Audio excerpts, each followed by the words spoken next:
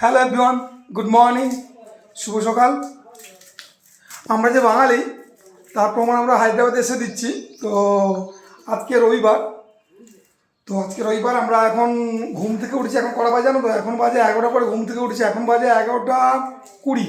তো 11টা 20 এখন আমরা কালকে সকাল থেকে বেশি করে চাল নিয়ে কালকে রাত থেকে বেশি করে চাল নিয়েছিলাম, তার জন্য রেখেছি পান্তা। এই দেখো পান্তা ভাত। আমরা বাঙালিরা যারা তার সবাই জানো যে পান্তা ভাত সবাই বাড়িতে খেয়ে থাকি। এই যে নিয়ে নিয়েছি পান্তা ভাত। আর রাহুল করছে আলু মাখা। এই যে আলু মাখা, আর এর সঙ্গে পেঁয়াজ আর এই যে লঙ্কা ভেজে নিয়েছি। এই যে গামলার মধ্যে পান্তা আছে।